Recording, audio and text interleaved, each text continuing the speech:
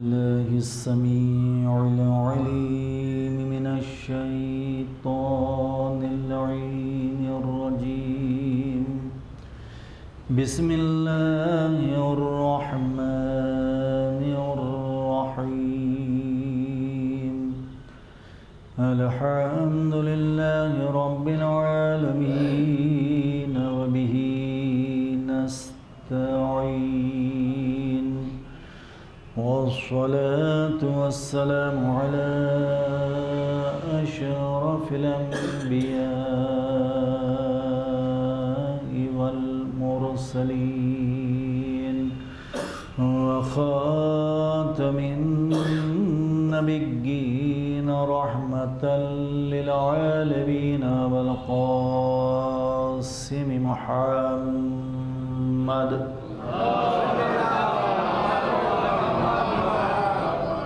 وعلى آله الطيبين الطاهرين المعصومين المظلومين، ولعنة الله على أعدائهم أجمعين من الآن إلى يوم الدين. أما بعد، فقد قال الله سبحانه وتبارك وتعالى في القرآن الحكيم، وهو أصدق القائلين وقوله الحق. بسم الله الرحمن الرحيم. إنا فتحنا لك فتحا مبينا. صلوات على محمد.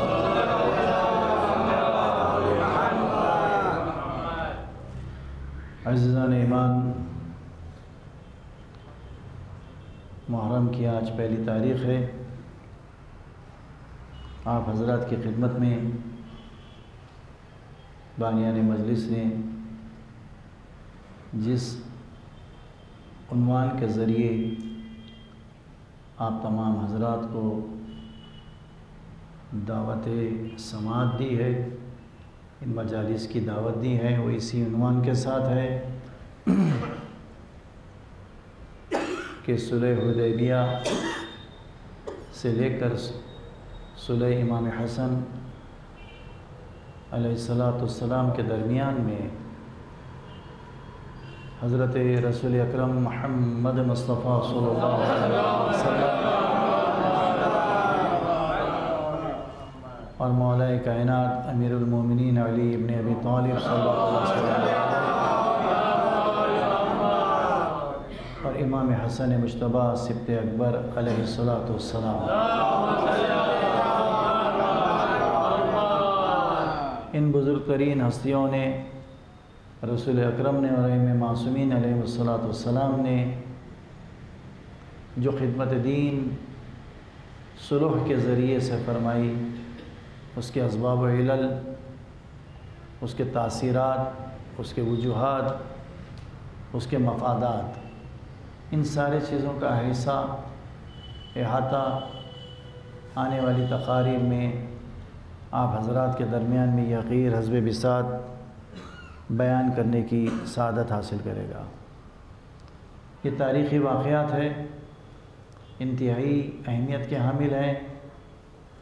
قرآن کریم میں جو واقعات آیات قرآنی کے شکل میں موجود ہیں، قیامت تک کے لیے ہم تمام لوگوں کے لیے جو قرآن کے ماننے والے ہیں، اسلام کے ماننے والے ہیں، رسول اور اس کے ساتھ ساتھ آل رسول یعنی ائمہ معصومین علیہ السلام کے ماننے والے ہیں، ان کے لیے یہ لازم ہے، ضروری ہے کہ ان سے واقفیت حاصل کرتے ہوئے اپنی زندگی میں خواہ وہ جس دور سے بھی تعلق رکھتے ہوں، جس قبیلے سے بھی تعلق رکھتے ہوں، جس خاندان سے بھی تعلق رکھتے ہوں، جس علاقے سے بھی تعلق رکھتے ہوں، سب کے لیے یکساں مفید ہے، کارآمد ہے، اور پھر دنیا کی اعتبار سے بھی اخروی اعتبار سے بھی یکساں مفید ہے۔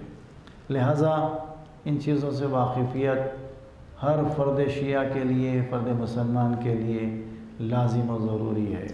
لیکن صلح حدیبیہ اور صلح امام حسن اور صلح مولا کائنات کے بیان کرنے سے قبل لفظ صلح کے متعلق اس کے لغوی معنی اور اس کے ڈکشنری میننگ میں ہم غور و فکر کرتے ہوئے اس کے ضمن میں مقدمے کے طور پر آج پوری گفتگو جو رہے گی کہ صلح سے متعلق قرآنی آیات میں کہاں کہاں ہمیں کس کس انداز سے ہدایت دی گئی، کیوں ضروری ہے، اور پروردگار عالم نے جب قرآن میں حکم دیا ہے آیات قرآنی کی شکل میں، تو اسلام کا یہ اٹوٹ قانون ہے ہم میں سے ہر متنفس، خواہ وہ بڑا ہو یا چھوٹا ہو، بزرگ ہو، عالم ہو، مرد ہو، عورت ہو، سب کے لیے لازم ہے، ضروری ہے، اگر ہم اللہ کے بندے ہیں، رسول اللہ کے رسالت کو مانتے ہیں اور علی و اولاد علی علیہ السلام کی امامت کو مانتے ہیں، تو اس پر عمل کرنا لازمی ہے۔ عمل کرتے ہیں تو ہمارے لیے فائدہ ہے، عمل نہیں کرتے ہیں تو ہمارے لیے نقصان ہے، کیونکہ قرآنی آیات صرف اخروی اعتبار سے فائدہ مند ہے، دنیاوی اعتبار سے نہیں ہے۔ یہ کوئی بھی مسلمان گمان بھی نہیں کر سکتا، جتنا آخرت کے اعتبار سے قرآنی آیات مفید ہیں اتنا ہی دنیاوی اعتبار سے بھی قرآنی آیات مفید ہیں، لیکن شرط یہ ہے کہ قرآن کو اس کے اصولوں کے مطابق اختیار کریں، ہمارے ذہن کے اعتبار سے، ہماری فکر کے اعتبار سے، ہمارے رائج و مروج جو دستور ہے اس کے اعتبار سے نہیں۔ اور خود قرآن نے اپنے دستور کو، قرآن کو کیسے اختیار کرے، بڑے واضح الفاظ میں بیان فرما دیا ہے، اس لیے کہ ہم سب کو اللہ کی مزاج سے روشناسی اختیار کرنے کے لیے، اللہ کی مزاج سے واقفیت حاصل کرنے کے لیے لازم ہے کہ ہم قرآن تک پہنچے، قرآن کے لیے لازم نہیں ہے کہ ہم تک پہنچے۔ لہٰذا اطاعت کا تقاضا یہی ہے کہ جو اللہ کہہ دے، جب اللہ کی بزرگی کا ہم اقرار کر چکے ہیں کہ وہ اکبر ہے، اس سے بڑا کوئی نہیں، وہ سب سے زیادہ بندوں کا دوست ہے، محبوب ہے، اس سے بڑھ کر کوئی نہیں، سب سے زیادہ وہ بندوں پہ مہربانی کرنے والا ہے، اس سے بڑھ کر کوئی نہیں، وہ صادق ہے، اس کا قول اصدق الصادقین ہے، اس کا قول حق ہی حق ہے، ہمارے لیے مفید ہے۔ تو پھر جب شک نہیں ہے، تردد نہیں ہے، کوئی گمان نہیں ہے، تو یقین کی منزل جتنا بڑھتے چلے جائے گی، انسان کا عقیدہ اتنا بڑھتا چلا جائے گا، جتنا انسان کا عقیدہ مستحکم ہوگا اس کا یقین اتنا مستحکم ہوگا، جن کا یقین مستحکم ہوگا وہ عملی طور پر اقرار کی حد تک محدود نہیں رکھے گا بلکہ اس پر عمل کرتا ہی چلا جائے گا۔ اس بات پر دیجیے محمد تو قرآن ہر دور کے لیے ہے، ہر زمانے کے لیے ہے، ہر متنفس کے لیے ہے، ہر شخص کے لیے ہے، لہٰذا اس کے جو مطالب ہے وہ قدیم ہونے والے نہیں ہیں کہ اس دور میں کارآمد تھے، اس دور میں کارآمد نہیں ہے، اس لیے کہ یہ ایسی کتاب ہے جس کے قانون میں وضاحت کر دی گئی وَلَن تَجِدَ لِسُنَّةِ اللَّهِ تَبْدِيلًا وَلَن تَجِدَ لِسُنَّةِ اللَّهِ تَحْوِيلًا۔ اللہ کے بنائے ہوئے قانون میں، اس کی سنت میں، اس کے ہدایات میں، اس کے احکامات میں زمانہ بدلتے رہیں گا، لوگ آتے رہیں گے، بادشاہ گزرتے رہیں گے، لوگوں کے قانون بدلتے رہیں گے، لیکن اللہ کا قانون ایسا ہے جو ناقابل تبدیل ہے، ناقابل تحویل ہے، نہ اسے مٹایا جا سکتا، نہ اسے بدلا جا سکتا۔ ایسا کیوں ہے؟ اس لیے کہ قانون کا بنانے والا اللہ کی ذات ہے جو خالق کل کائنات ہے، خالق محمد و علی ہے، خالق کل انبیاء ہے، خالق کون و مکان زمین و آسمان ہے۔ اس لیے کہ ہم مخلوق ہیں، اللہ صانع ہے، ہم مصنوع ہیں، اللہ معبود ہے، ہم ہم عبد ہیں، عبدیت کا اطلاق اسی بندے پہ ہوگا جو اللہ کی عبادت کرے، اور اللہ کی عبادت نہیں کرے تو اسے عبد کہلانے کا استحقاق بھی باقی نہیں رہتا، اسے عبد کہلانے کا استحقاق بھی باقی نہیں رہتا۔ تو جب یہاں پر یہ چیز مسلمات سے ہے تو سوچنا چاہیے کہ انسانوں کا بنانے والا بھی وہ ذات باری ہے جو کائنات کا خالق ہے، وہ بہتر جانتا ہے چونکہ وہ مینوفیکچرر ہے کہ انسان کے اندر کیسے کیسے پارٹس ہیں، کیسے کیسے اوزار ہیں، عقل کا کام کیا ہے، شہوت کا کام کیا ہے، وہم کا کام کیا ہے، اور انسان کے نفس کا کام کیا ہے۔ جب ان چیزوں سے اللہ باخبر کروا دیا تو یہ انسان کی بدبختی ہے کہ خود انسان اپنے اوزار سے واقف نہیں ہے۔ ایک معمولی سی سواری جب ہم چلاتے ہیں تو اس سے واقف ہوتے ہیں، پنکچر ہو تو کیسا بنایا جائے، گاڑی اسٹارٹ نہ ہو تو کیسے جو ہے اسٹارٹ کیا جائے، کاربن کیسے صاف کیا جائے، لیکن خود اپنی گاڑی سے ہم واقف نہیں ہے۔ یہ انسان کی بدبختی ہے۔ اہل بیت علیہ السلام نے عمل کر کے ہمیں سمجھایا، قرآن کریم نے آیتوں میں بار بار تکرار کے ساتھ انسانوں کے ذہنیت کو کہیں جھنجھوڑ کر، کہیں للکار کر، کہیں متنبع کرتے ہوئے، کہیں واضح الفاظ میں بتلا دیا کہ دیکھو تمہارے لیے یہ راہ حق ہے، اس پر اگر چلیں گے تو تمہارا مقام، تمہارا مسکن دائمی، تمہارا انجام جنت ہوگا، اس سے ہٹ کر اور کوئی نہیں ہوگا۔ یہ بھی بتا دیا کہ دیکھو تم اللہ کی، یعنی تم اللہ کی عبادت کرو اس لیے کہ تمہارا اور سب کا خالق، سب کا پروردگار اللہ ہی ہے، اور اسی کی عبادت کرو۔ فَأَنِ اعْبُدُونِي هَذَا صِرَاطٌ مُسْتَقِيمٌ، کہ یہی اللہ کی عبادت کرنا صراط مستقیم ہے۔ دیکھو تم شیطان کے خطوط پر مت چلو، إِنَّهُ لَكُمْ عَدُوٌّ مُبِينٌ، یہ تم سب کے لیے، میرے لیے، آپ کے لیے، کسی کے لیے کوئی استثناء نہیں ہے، سب کے لیے یکساں دشمن ہے۔ اگر تم اس کی بات پر عمل کریں گے تو یہ کھلا ہوا دشمن ہے، کبھی تمہیں فائدہ نہیں ہوگا۔ اب عقل اللہ نے دیا تو لیکن عقل کا تقاضا جو ہدایت کا ہے وہ ایسی آنکھ چاہیے جو ہدایت پانے کی اہل ہو، ایسا کان چاہیے جو سن کے ہدایت پانے کا اہل ہو، ایسا قلب چاہیے دھڑکتا ہوا جو دھڑکنے کے ساتھ ساتھ کان سے سننے والی بات، آنکھ سے دیکھنے والی بات پر انسان مطابق کر کے دیکھے کہ یہ مطابق حق ہے یا مطابق حق نہیں ہے، تب کہیں چل کے انسان کہلانے کا وہ جواز اسے پیدا ہوگا۔ اگر وہ انسان ان چیزوں سے ہدایت نہیں پاتا تو انسان جہاں پر اللہ نے سند دی کہ انسان کو ہم نے بہترین خطوط پر خلق کیا اور سب سے مکرم بنایا بنی آدم کو تمام مخلوقات میں، اب یہ انسان اپنا عہدہ کھو دے گا، کبھی جانوروں میں نظر آئیں گا، کبھی چوپایوں میں نظر آئیں گا، کبھی شیاطین کے گروہ میں نظر آئیں گا۔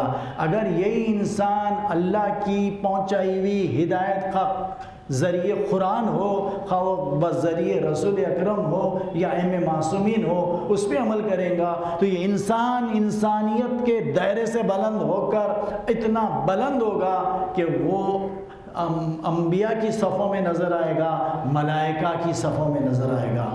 یہاں تک انسان کے ترقی کرنے کا موقع ہے، اور یہی انسان کو جانوروں سے زیادہ پست و ذلیل ہونے کا بھی موقع ہے۔ اب کیسا قانون بنایا دیکھیے، اِنَّا هَدَيْنَاهُ السَّبِيلَ اِمَّا شَاكِرًا وَإِمَّا كَفُورًا، ہدایت کا راستہ طے کر دیا گیا اور اختیار انسان کو دے دیا گیا، چاہے تو اس پر چلے، چاہے تو اس سے روگردانی اختیار کرے، لیکن انسان فطرتاً اپنی عبدیت کو بھول جاتا ہے۔ نتیجے میں یہ امانت الہیہ جو انسانی شکل میں، انسان کے اعضاء کی شکل میں اللہ تعالیٰ نے ہمارے تفویض کیا تو قانون بنایا کہ حق کے تصرف میں اللہ کے احکامات کا پابند رہنا ضروری ہے، لیکن اللہ نے یہ اختیار دیا کہ دیکھو تم جو چاہے کر سکتے ہیں، لیکن تصرف میں اللہ کا حکم ماننا ضروری ہے۔ مقابضت مکمل طور پہ دی گئی، قبضہ انسان کی جان پر مکمل ہے، لیکن جب تصرف کریں گے جگہ جگہ اس کے مطابق منشا استعمال کرنا پڑے گا۔ یہ آنکھ میری ہے میں کہہ رہا ہوں، یہ کان میرے ہے میں کہہ رہا ہوں، یہ زبان میری ہے میں کہہ رہا ہوں، یہ اعضاء و جوارح ہاتھ میرے ہے میں کہہ رہا ہوں، یہ زوجہ میری ہے میں کہہ رہا ہوں، یہ مکان میرا ہے میں کہہ رہا ہوں، یہ اولاد میری ہے میں کہہ رہا ہوں، اس لیے کہ اللہ نے اتھارٹی دی ہے، قبضہ دیا ہے، لیکن تصرف کل اللہ کو اختیار ہے۔ یہ انسان کے لیے یہ آنکھ اللہ کی امانت ہے جو آپ کے تفویض کی گئی، ہمارے تفویض کی گئی، یہ کان اللہ کی امانت ہے جو اللہ نے ہمیں دی ہے، یہ زبان اللہ کی امانت ہے جو اللہ نے ہمیں دی ہے، یہ اعضاء و جوارح اللہ کی امانت ہے جو اللہ نے ہمیں دی ہے، لیکن تصرف میں اللہ کے احکامات ہے۔ حق قبضہ تو ہے لیکن تصرف نہیں کر سکتا، اپنے اختیار سے ایک انگلی کی پہری نہیں کاٹ سکتا، تو خودکشی کیسے جائز ہو جائے گی؟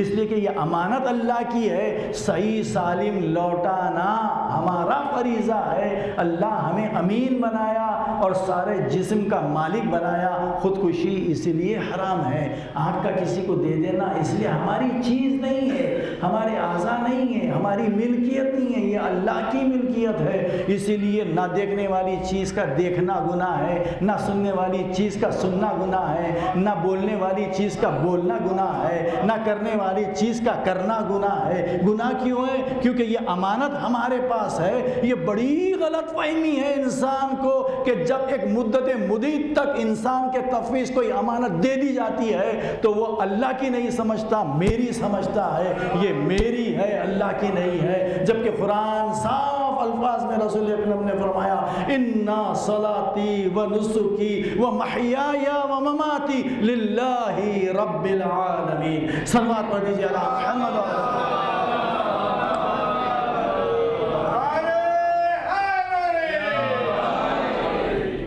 عزیزان ایمان، تو دیکھیے یہ ساری گفتگو کا جو کرنے کا مطلب ہے آپ حضرات کے درمیان، یہ بچوں کے درمیان، کہ دیکھیے شریعت اللہ کی مزاج کا نام ہے، ہم افراد کی مزاج کا نام نہیں ہے۔ یہ کلیہ ہے یاد رکھنے کا، جتنے افراد ہوں گے اتنی مزاجیں ہوں گی، جتنی مزاجیں ہوں گے اتنی شریعتیں ہو جائیں گی۔ شریعت ایک ہے، شریعت کا بنانے والا اللہ ہے، شریعت کے پہنچانے والے رسول اکرم ہے، شریعت کی حفاظت کرنے والے علی و اولاد علی علیہ السلام ہے، لا شک، کسی کو اس میں شک نہیں ہے۔ تو جب شریعت کا بنانے والا قادر مطلق ہے، شریعت کے پہنچانے والے رسول اکرم ہے، اور شریعت کے محافظین علی و اولاد علی علیہ السلام ہے، تو ہماری مزاج کا نام شریعت کہاں سے ہو گیا؟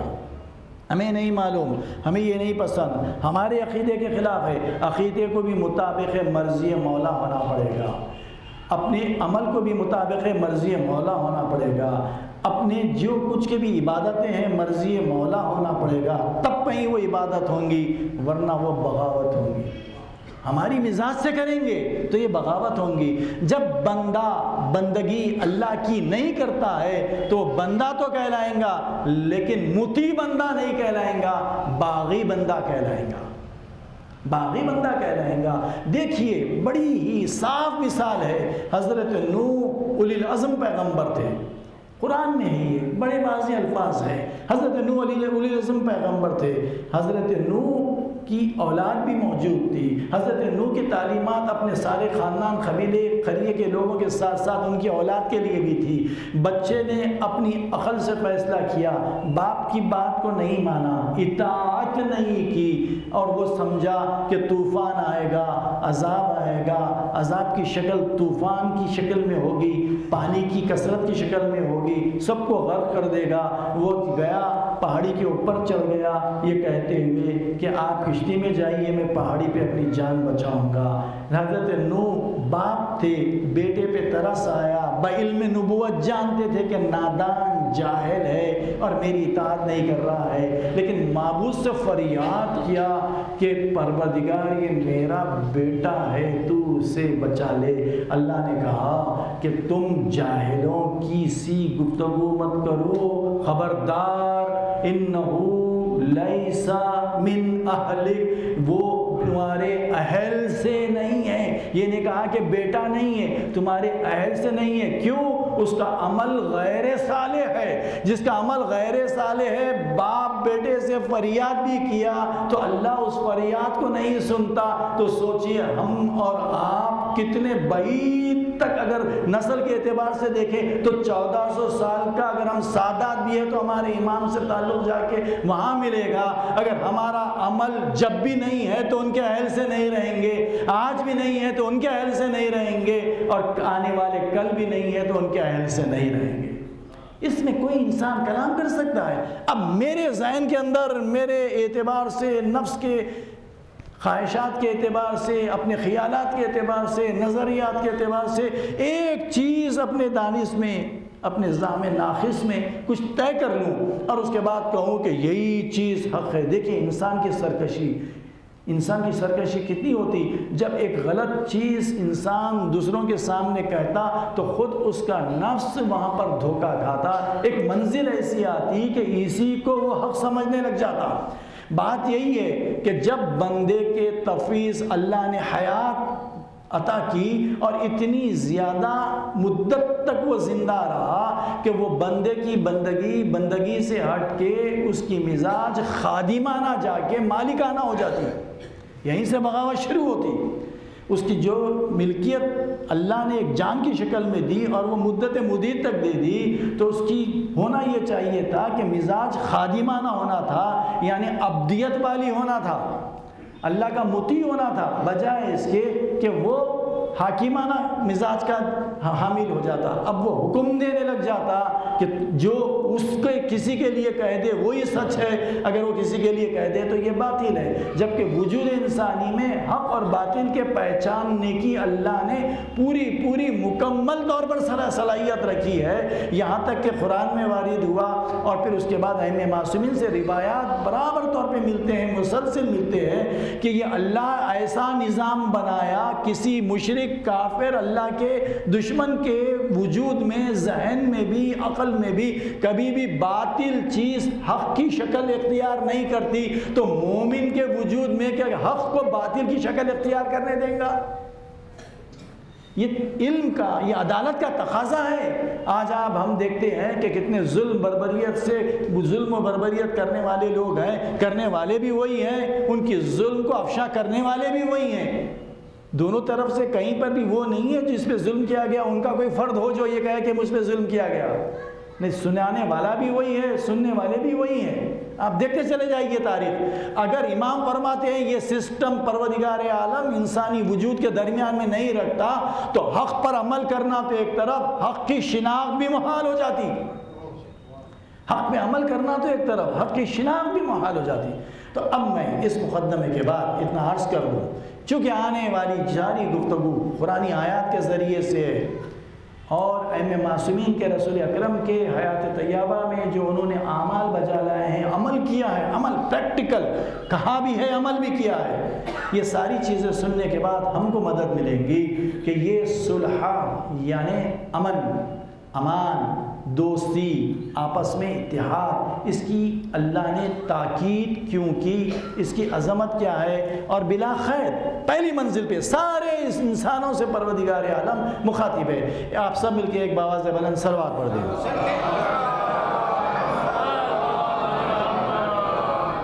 سورہ انفال کی آیت ہے فاتقوا اللہ.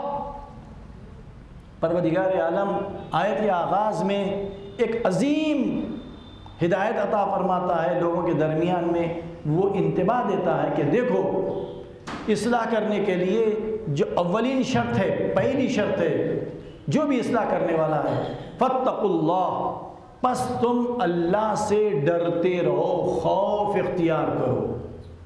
پہلا لفظ یہ ہے کہ فاتقوا اللہ وَأَصْلِحُوا ذَاتَ بَيْنِكُمْ. اب اس کے بعد کی جو منزل ہے، دو بچھڑے ہوئے لوگوں کو ملا دو، دو بچھڑے ہوئے لوگوں کو ملا دو. پہلی منزل کیا ہے؟ فاتقوا اللہ.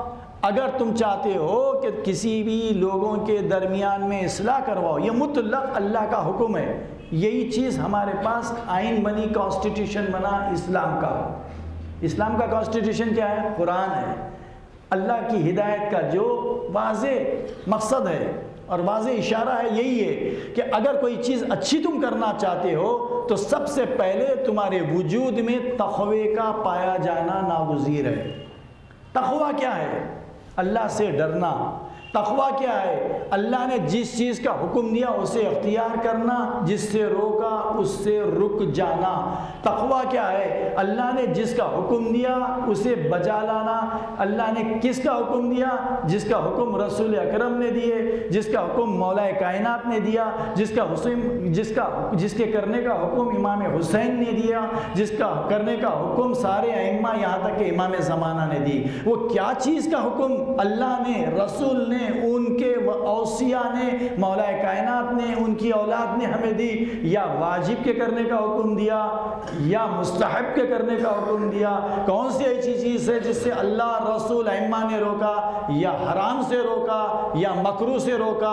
ان چیزوں کو سمیٹ لیجئے، یہی اصول دین ہے، یہی واجبات ہے، محرمات ہے۔ ان کو دیکھ لیجئے، یہی مزاج علی ابن ابی طالب ہے، مزاج رسول اکرم ہے، مزاج امام زمانہ ہے، مزاج امام حسین ہے، مزاج رسول اکرم ہے، مزاج دین ہے، شریعت ہے۔ اس سے ہٹ کر کوئی اور ایسی چیز نہیں ہے جو اس سے بڑھ کے ہو، میں، آپ یا کوئی اور ممبر سے بیان کرے کہ اس کی کوئی ضرورت نہیں ہے، وہ چیز کی ضرورت ہے، وہ چیز کی ضرورت نہیں ہے، یہ چیز کی ضرورت ہے۔ تو ابتدا میں ہمیں کم سے کم منیمم اتنی معرفت ائمہ ہونا چاہیے، اتنی معرفت مولا کائنات ہونا چاہیے، معرفت رسول اکرم ہونا چاہیے، دین ہونا چاہیے کہ کیا انہیں پسند ہے ہم وہ بجا لائیں، کیا انہیں پسند نہیں ہے ہم وہ بجا نہیں لائیں۔ تو اب پھر مزاج کو ان کی مزاج کے تابع کرنے کی ضرورت ہے۔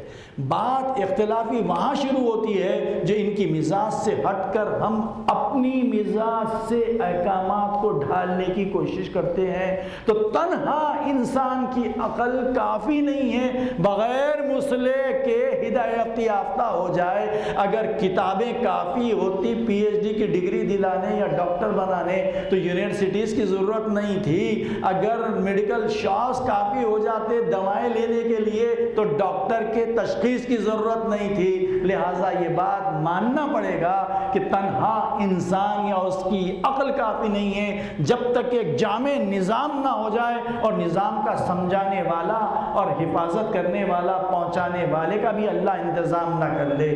تو عقلی اعتبار سے ضروری ہے، ایک مسئلے کی ضرورت ہے، اور اللہ نے رسول اکرم کو ہمارا مسئلہ بنایا، ہادی بنایا، اور اس کے بعد ان کے اوصیاء میں ان کے وسیع جانشین برحق مولا کائنات علی ابن ابی طالب صلی اللہ علیہ وسلم۔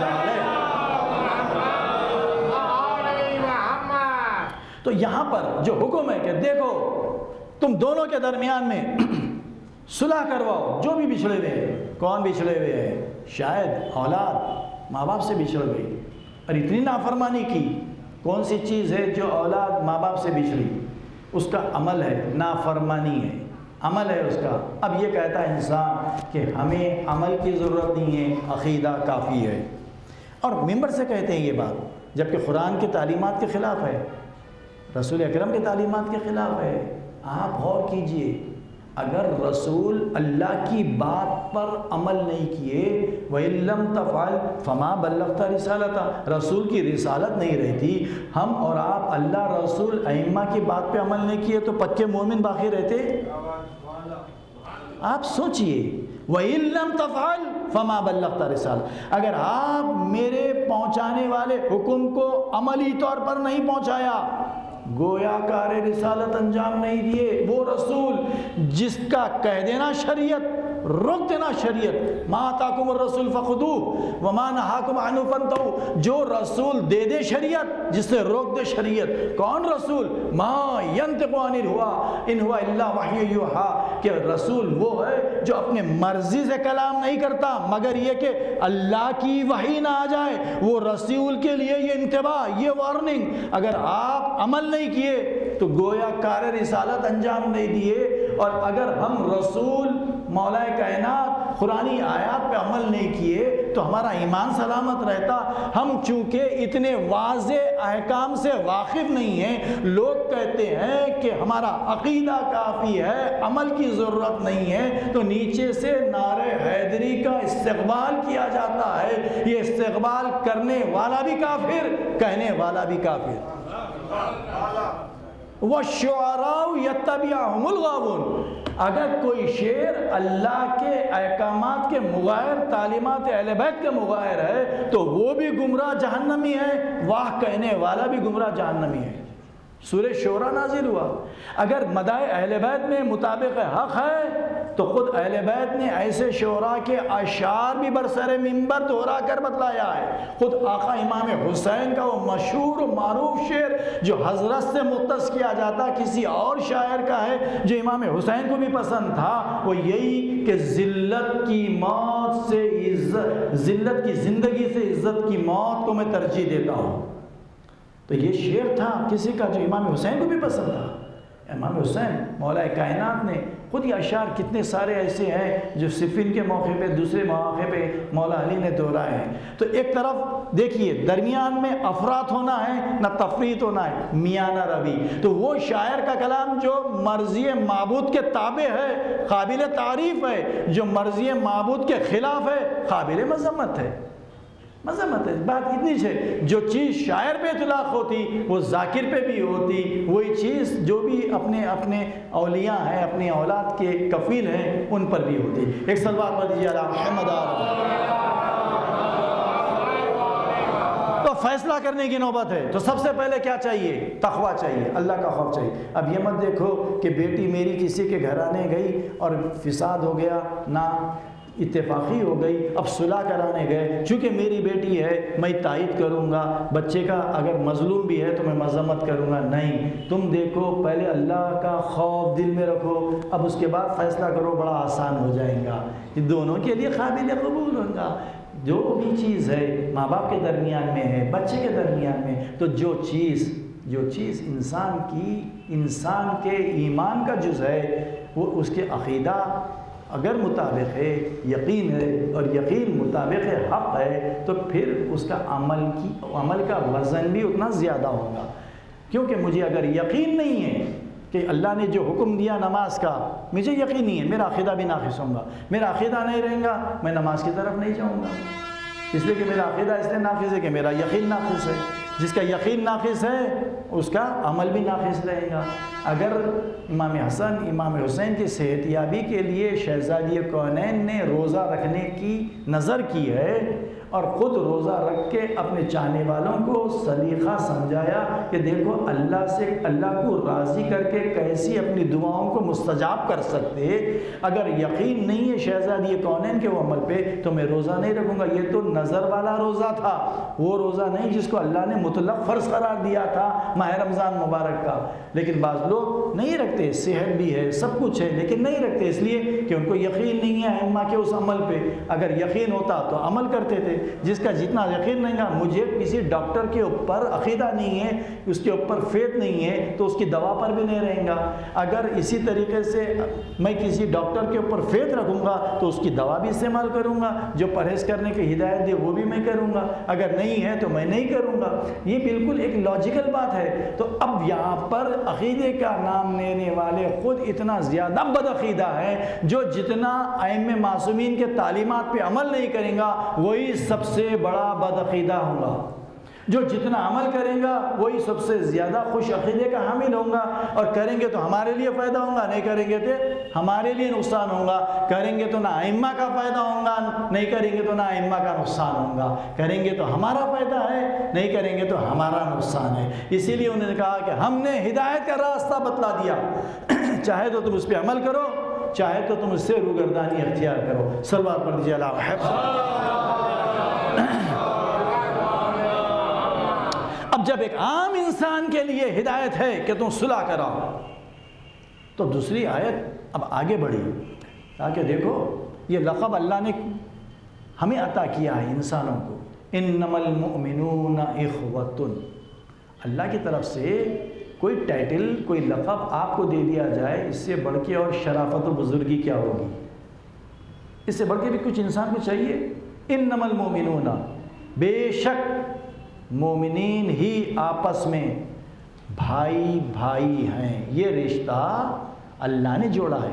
یہاں پر ایک باپ کی اولاد ہونا، ماں کی نسل سے ہونا ضروری نہیں ہے۔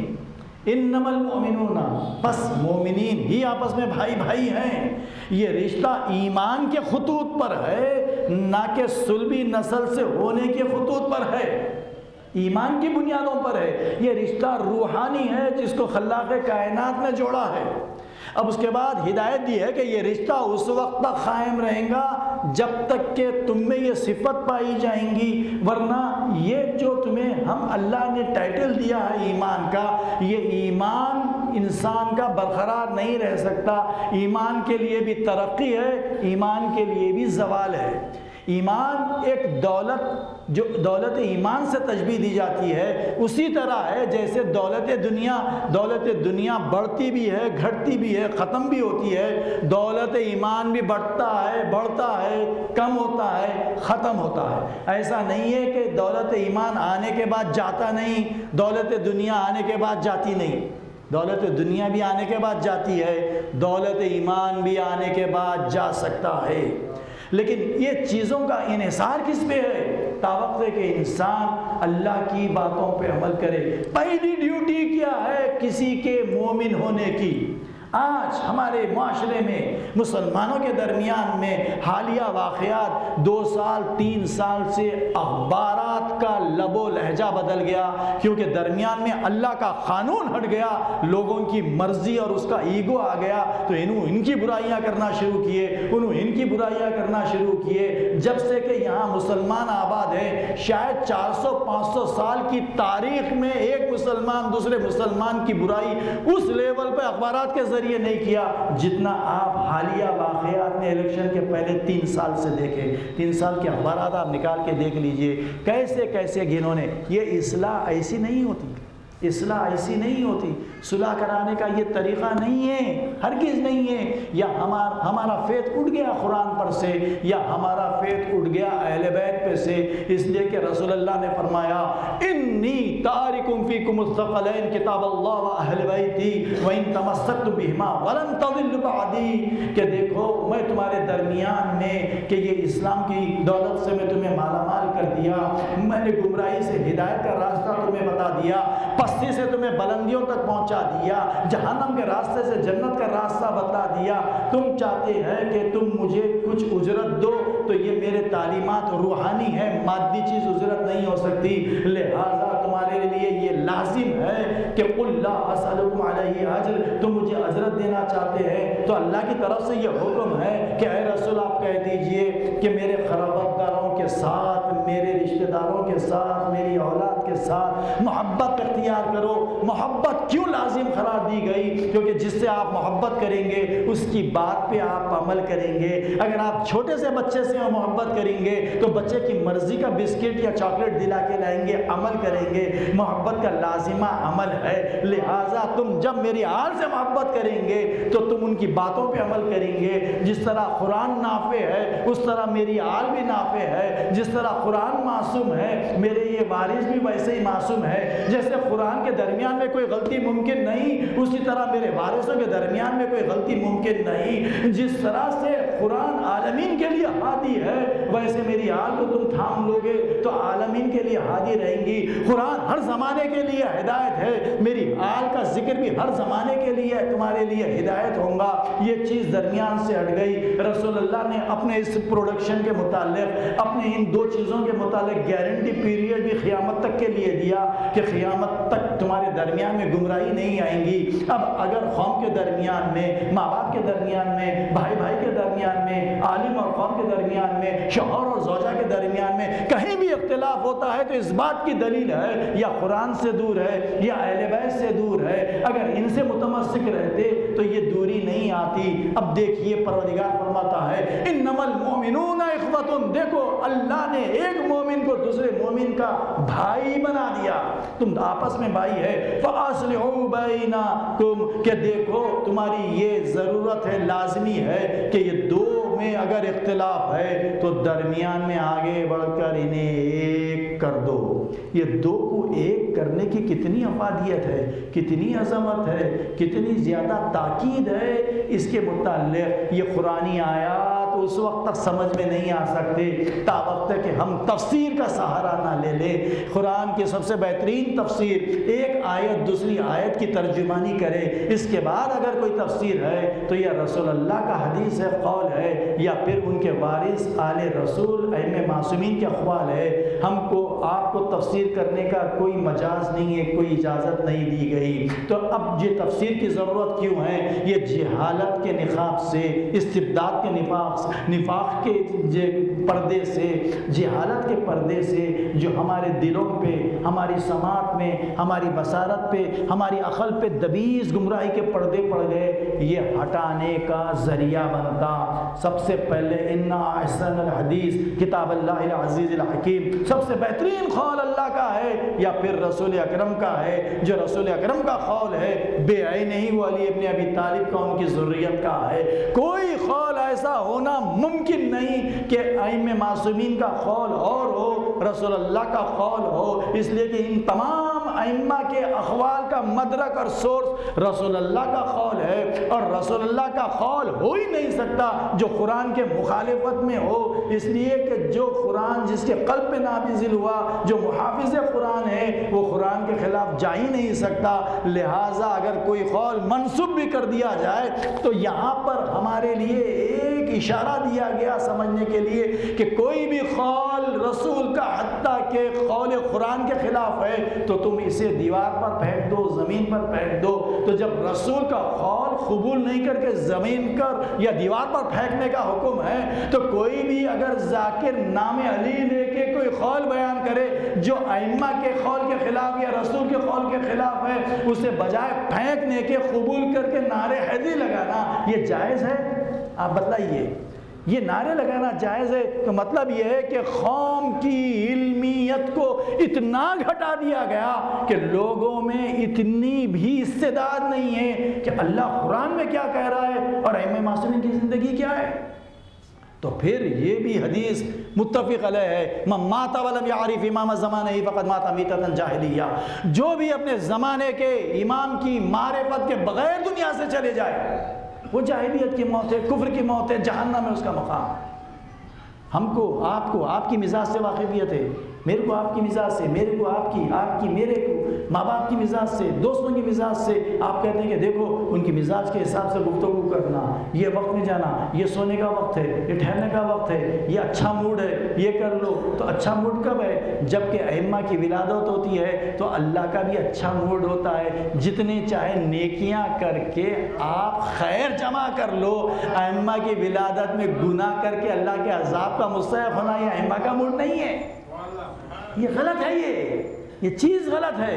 عید خالی بقرعید کی حد تک نہیں ہے، عید خالی رمضان کی حد تک نہیں ہے، عید خالی غدیر کی حد تک نہیں ہے، عید خالی مباہلہ کی حد تک نہیں ہے، عید ہر جمعے کے لیے نہیں ہے، ہر آن ہر ثانیہ عید ہو سکتی ہے۔ جس لمحہ تم سے کوئی گناہ نہ ہو، امام فرماتے ہیں وہ عید ہے، اور اگر جب گناہ ہو جائے اگرچہ کہ جمعہ کیوں نہ ہو، وہ تمہارے لیے نحس سے اکبر ہے، نحس سے اکبر ہے، انتہائی برا دن ہے، اس لیے کہ تم مطیع ہو گئے شیطان کے، اللہ کی اطاعت سے ہٹ کے تو مطیع شیطان کے ہو گئے، اور یہ کہہ رہے کہ یہ عید ہے۔ اپنے نفس کی خواہشات کے تکمیلے کا نام عید نہیں ہے، نفس پہ الہی رضا حاصل کرنے کے لیے قابو پانے کا نام عید ہے۔ وَمَن یُوقَ شُحَّ نَفْسِهِ فَأُولَٰئِکَ هُمُ الْمُفْلِحُونَ، جو کوئی مکلف عقل مند انسان اپنے خواہشات نفس کو قابو میں پانے میں کمال حاصل کر لے، وہی فلاح پانے والا، نجات پانے والا بندہ ہے۔ صلوات پڑھ لیجیے علی محمد و آلہ محمد۔ دیکھیے دو حدیثیں اور ملتے ہیں اور تین حدیثیں میں اپنے کلام کو سمیٹوں، اس لیے کہ وقت ہو رہا ہے، کافی وقت میں نے لے لیا۔ یہ حدیثیں جب تک میں انہیں عرض کروں یہ بات نہیں معلوم ہوگی۔ میں کہہ رہا ہوں کہ حالیہ واقعات کہیں بھی ہو سکتے ہیں، ہمارے پاس بھی آج یہی صورتحال ہے۔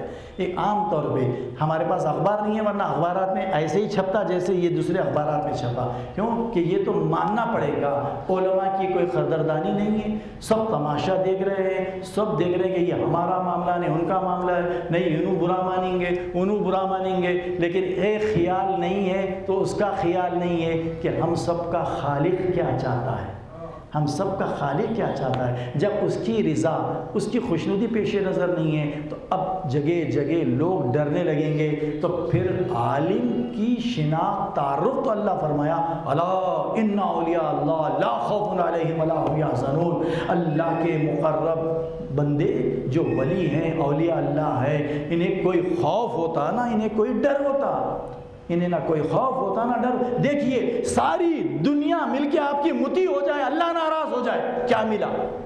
ساری دنیا آپ کی راضی ہو جائے اور اللہ اس سے ناراض ہو جائے تو کیا ملا؟ اور اللہ راضی ہو جائے، ساری دنیا مخالف ہو جائے تو کیا گیا؟ انسان کے پیش نظر ایسی زندگی ہونا چاہیے، اور ایسی ہونا چاہیے کہ مر گئے تو لوگ یہ کہیں کیا اچھا تھا جو مر گیا۔ یہی لوگ کہتے ہیں کیا اچھا ہوا جو مر گیا۔ اچھا تھا مر گیا، وہ اس کا عمل ہے جو انسان کو نسبت دے رہا ہے۔ کیا اچھا ہوا خس کم جہاں پاک جو مر گیا۔ تو اب دیکھیے اگر انسانوں میں اتنا، کیا اسلام کے حاصل کرنے کے بعد اتنا شعور اور صلاحیت اور کیفیت بھی جاتی رہی ایک مومن کے متعلق، ایک عام انسان کے متعلق جب نہیں ہو سکتی تو علماء کیا کر رہے ہیں؟ تو اتنا زیادہ علماء کو اپنے اپنے اغراض کے ساتھ جوڑ دیا گیا۔ جب تک کہ علماء کا احترام تقوی کی بنیاد پہ نہیں ہوگا، عالم کی بات کا اثر قوم پہ نہیں ہوگا، اگر علماء سے آپ کی یگانگت مادی اعتبار سے ہوں گی تو کبھی بھی وہ نہ عوام کام آئے گی نہ وہ عالم کام آئے گا۔ صلوات پڑھ دیجیے علی محمد و آل محمد۔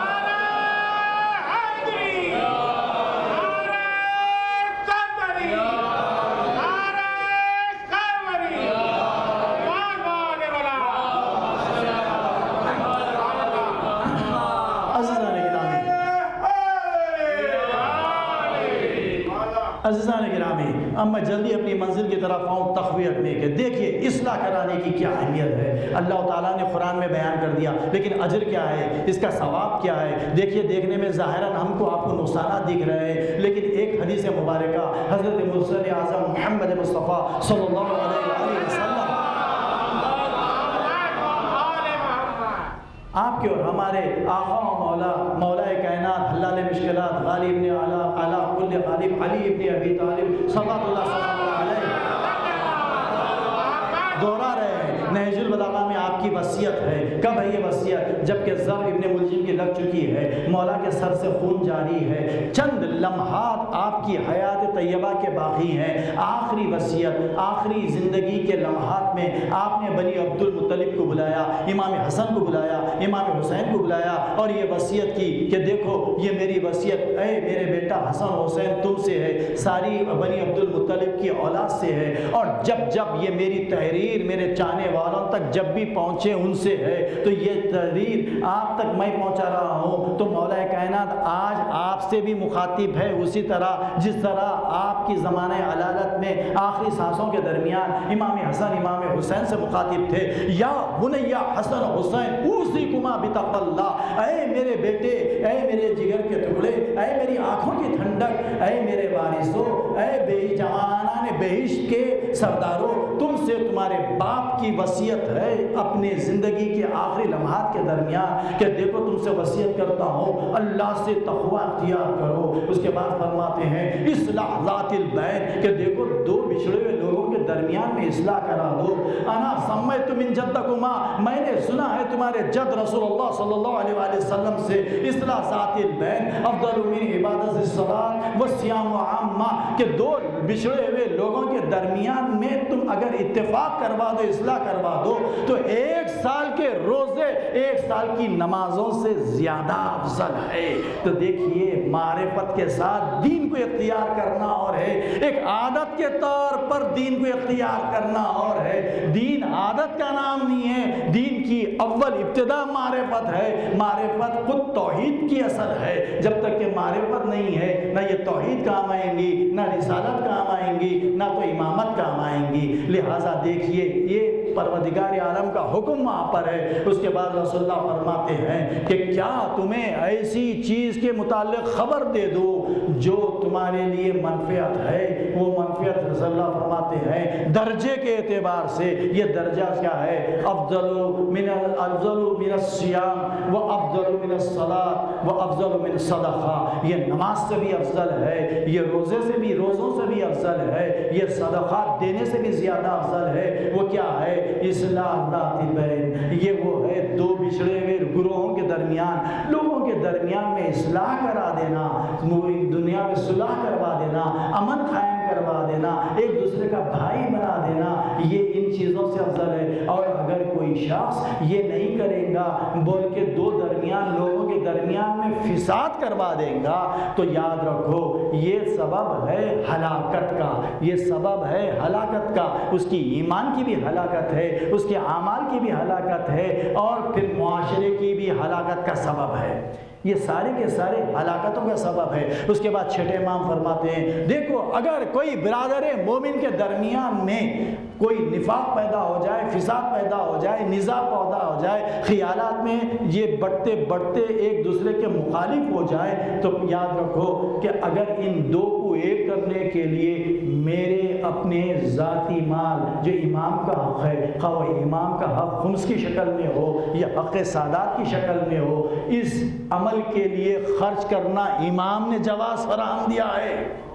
خالی کسی عالم کے ہاتھ میں دے دینے کے لیے نہیں ہے، دینی مدرسے کے لیے دینے کے لیے نہیں ہے، مسجد کے لیے نہیں ہے، اس لیے کہ یہ دینی مدرسہ مسجد اس وقت قائم رہیں گی جبکہ مومن برقرار رہے گا۔ تو مومن کی زینت مسجد ہے، مسجد کی زینت محراب یا خالیچے یا شینڈلیئر نہیں ہے، بلکہ مسجد کی زینت پہلے ایمان والوں کا ہونا ہے۔ اور مسجد کی زینت کیا ہے کہ وہ جماعت سے نماز پڑھے، جماعت کی نماز زینت کیا ہے؟ پیش امام کی پابندی ہے۔ یہ اتحاد پیدا کرنے کے لیے جماعت کی افضلیت ہے، نفاق پیدا کرنے کے لیے جماعت نہیں ہے بلکہ اتحاد پیدا کرنے کے لیے جماعت ہے۔ صلوات علی محمد و علی محمد۔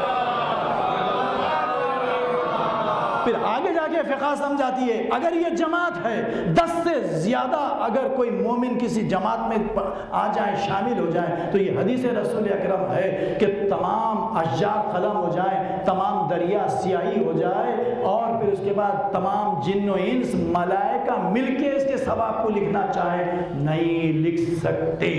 دینے والا وہ وہاب العطایا ہے، وہ اللہ ہے، بشرطے کہ نیت ہو، اخلاص ہو کہ میرا جینا، میرا مرنا، میری نماز، میری عبادت، میرا روزہ سب اللہ کے لیے ہے جو رب العالمین کا پروردگار ہے۔ نیت پر اعمال کے قبولیت کا انحصار ہے، نیت پر اعمال کے رد ہونے کا انحصار ہے۔ صلوات پڑھ دیجیے علی محمد و علی محمد۔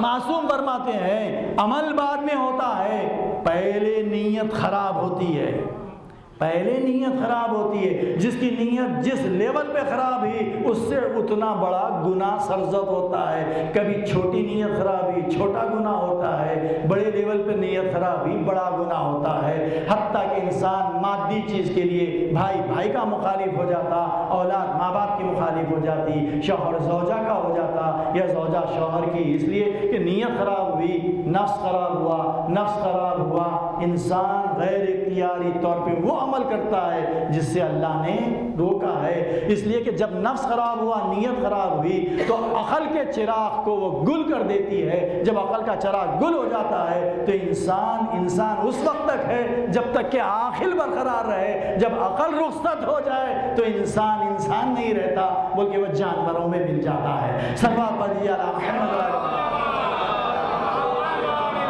اس کے بعد امام فرماتے ہیں دیکھو بعض جگہ ایسا بھی ہے کہ جہاں پر انسان کے لیے قسم کا کھانا جائز نہیں ہے، اور اسی طرح سے کبھی کبھی جھوٹ کا بولنا جائز بھی ہو جاتا، کبھی سچ کا بولنا حرام بھی ہو جاتا۔ دیکھیے کتنی باریکیاں ہیں، ایک چیز میں کتنے شاخیں نکل رہے ہیں۔ پھر امام فرماتے ہیں دیکھو اگر کوئی شخص تمہارے پاس اصلاح کرانے کے لیے آئے تو تم ضرور اس کی اصلاح کر دینا، اور یاد رکھو کہ تم یہ اصلاح کرتے ہیں تو اللہ کے قریب ہوں گے، یہ عمل تمہارا اللہ کو بڑا پسندیدہ ہے، لیکن تم یہ نہیں کہنا میں نے قسم کھا لی ہے اب ان کے درمیان میں نہیں جاؤں گا۔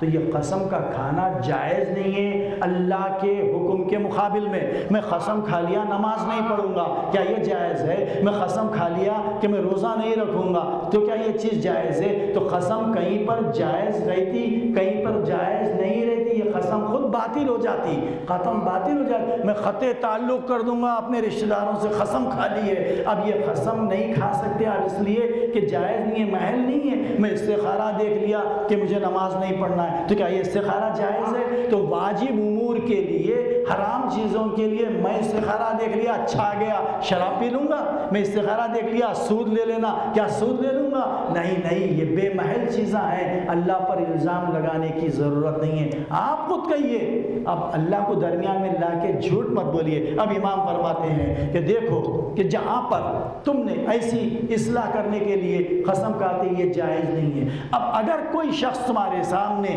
کسی سے مخالفت رکھتا ہے، کوئی ایسی بات کہی، اگر تم سچ کہہ دیتے ہیں تو فساد میں بدل جاتا ہے، تو اب یہاں سچ کہنا حرام ہے، جھوٹ سے کام لینا اس اعتبار سے کہ اس کے دل میں حسن ظن پیدا ہو، آپ تو اس کے مخالف ہیں لیکن وہ آپ کی اتنی حمد کر رہا تھا، آپ کی تعریف کر رہا تھا، وہ تو آپ کا خیر خواہ ہے، آپ کیوں ایسی کام کر رہے ہیں؟ تو آپ کی نیت کیا ہے؟ دونوں کے درمیان میں ملا دینا ہے، آپ کی نیت یہ نہیں ہے دو ملے ہوئے لوگوں کو بچھڑا دینا، دو ملے ہوئے لوگوں کو بچھڑا دینا نہیں ہے، دو بچھڑے ہوئے لوگوں کو ملانا۔ غیبت کیا ہے؟ حقیقت میں کوئی ایسی چیز پائی جاتی ہو جو دوسرا برادر مومن واقف نہیں ہے، آپ فرض غرض سے جا کر اس تک یہ بات پہنچا دیے تو جو عزت و احترام اس کا تھا وہ مومن کے دل سے چلے گیا، اسی کا نام غیبت ہے۔ جو چیز پائی نہیں جاتی اس کو منسوب کرنا یہ بہتان ہے، جو اس سے بڑا گناہ ہے۔ تو غیبت کا درجہ یہ ہے، اللہ فرماتا ہے کیا تم اپنے حقیقی بھائی کا گوشت کھانا پسند کرو گے؟ یہیں پر انتباہ نہیں ہے، جب غیبت کرتا ہے تو اس کا ایمان ایسے جل جاتا جیسے آگ لکڑی کو جلا دیتی ہے، یہیں پر موقوف نہیں ہے، بلکہ غیبت کرنے والے کے حج، زکوٰۃ، روزے، عبادات جتنے نیکیاں ہیں، غیبت جس کی جا رہی ہے اس کے نامہ اعمال میں جو ملائکہ ہے آٹومیٹک ٹرانسفر کر دیتے ہیں فرام اکاؤنٹ ٹو اکاؤنٹ، اور جتنے اس کے برائیاں ہیں غیبت کرنے والے کے اکاؤنٹ میں آ جاتے ہیں۔ یہ فرمان رسول اکرم کا بھی ہے، یہ فرمان امام جعفر صادق کا بھی ہے، یہ فرمان مولا کائنات کا بھی ہے۔ اب میری آپ کی بات پہ عمل کرنا زیادہ فائدہ مند ہے یا رسول اللہ کی بات پہ عمل کرنا، قرآن پہ عمل کرنا زیادہ فائدہ مند ہے؟ تو ہم کو اتنا شعور ہونا چاہیے، جو چیز ایمان کا دشمن ہے، ایمان کو کھانے والی چیز ہے، ہم اسے گلے کیسا لگا سکتے؟ جس سے اللہ نے روکا ہم اسے اختیار کیسا کر سکتے؟ صلوات پڑھ دیجیے اللہ محمد عزیزان ایمان۔ چونکہ میں چاہتا ہوں کہ اس باب کو ختم کروں، اس لیے قدر تاخیر ہو رہی ہے، ابھی میں مسائل پہ آیا چاہتا ہوں۔ آخری منزل ایک ہی ایسا مقام ہے جہاں پہ اصلاح کرانا جائز نہیں ہے، جہاں پہ میں بتایا کہ قسم کھانا جائز نہیں ہے، خمس کی مال سے بھی، مال امام سے بھی دینا جائز ہے، اصلاح کرانا ہے۔ تیسری منزل یہ ہے کہ وہاں پر اگر آپ اس سے کہتے ہیں حقیقت تو فساد پھیل جائے گا، تو یہ حقیقت کا کہنا جائز نہیں ہے، اور کہیں آپ جھوٹ کہتے ہیں تو وہ اصلاح ہو جا سکتی ہے، تو یہ جھوٹ کا بھی جائز کہنا جائز ہے۔ اب اس کے بعد کی منزل یہ ہے کہ ایک مقام ایسا ہے جہاں پر اصلاح نہیں کرانا اولیت ہے۔ امام فرماتے ہیں، رسول اکرم فرماتے ہیں، وہ لوگوں کے درمیان میں نے بے شک کہا اصلاح کراؤ، لیکن اگر کوئی شخص حلال کو حرام کر رہا ہے، حرام کو حلال کر رہا ہے، تو اب یہاں پر اصلاح نہیں ہو سکتی۔ یہ آخری منزل ہے۔ اگر کوئی شخص حلال کو حرام کر دے رہا ہے اور حرام کو حلال کر رہا ہے، یہاں پر کوئی مفاہمت نہیں ہے، یہ معاملات میں مفاہمت نہیں ہے، اس لیے کہ حلال محمد حلال الى یوم القیامہ، حرام محمد حرام الى یوم القیامہ، اسی پر سارے اسلام کا مسلمانوں کا ایمان کا جو کانسٹیٹیوشن ہے وہ یہی ہے، یہی چیز تھی سید الشہداء امام حسین علیہ السلام کے پیش نظر، جہاں پر مولا کائنات نے صلح کی، جہاں پر رسول اکرم نے صلح کی، جہاں پر امام حسن علیہ السلام نے صلح کی، وہاں پر امام حسین نے صلح کیوں نہیں کی؟ جب تک کہ لوگ اپنی امان چاہتے تھے صلح کے لیے، رسول یا ائمہ معصومین نے کہیں پر بھی اس کی مخالفت نہیں کی۔ یاد رکھیے کہ ہمارے ائمہ معصومین کے لوگ اس لیے دشمن ہو گئے ان کے اپنے دور میں، اس لیے کہ ان کی مزاج میں اتنی شدت سے عدالت تھی کہ کبھی باطل سے انہوں نے مفاہمت نہیں کی۔ حرام کو اگر کوئی شخص جائز قرار دیا یا حلال قرار دیا اور حلال کو حرام قرار دیا تو ایسوں سے ائمہ نے مفاہمت نہیں کی۔ آپ روزے صبح سے بلکہ گزشتہ شب سے دورے کے مجالس میں وہ حالات امام حسین کے قیام کرنے کے، اپنے وطن کے چھوڑنے کے سماعت فرما رہے ہیں، تو سارے چیزوں سے آپ باخبر ہیں کہ کس طریقے سے امام حسین آپ کے اپنے بھائی امام حسن کی جو صلح تھی اس پہ قائم تھے۔ امام حسین علیہ السلام امام حسن کی شہادت کے بعد بھی آپ نے خیال نہیں کیا، مدینے کو نہیں چھوڑا، لیکن جب 28 رجب سن 60 ہجری کو آقا امام حسین نے سفر کا ارادہ مکمل طور پر کر لیا اور سفر کا آغاز کیا، تو اس سے چند دن پہلے ولید ابن عقبہ جو حاکم مدینہ تھا، اس کے پاس یزید کا نامہ آیا کہ تم عبداللہ ابن عمر، عبداللہ ابن زبیر اور حسین ابن علی سے بیعت حاصل کر لو اور نہ انہیں بغیر بیعت کیے مہلت نہیں دینا۔ یہ جملے تھے کہ تم مہلت نہیں دینا۔ ولید نے معزول حاکم مروان ابن حکم کو بلایا، مشاورت کی اور درمیان میں یہ طے پایا کہ فرزند زہرا کو ابھی بلا لیا جائے، اس لیے کہ امام حسین یہ ایسا وقت ہے کہ ضرور مسجد میں مدینے کی عبادتوں میں مصروف ہوں گے، ماں حسین بڑی آسانی سے مل جائیں گے۔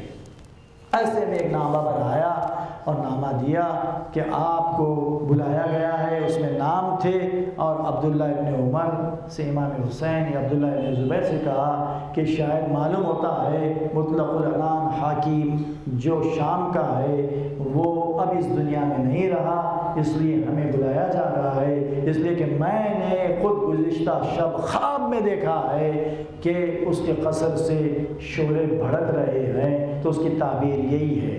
امام علم امامت جانتے تھے۔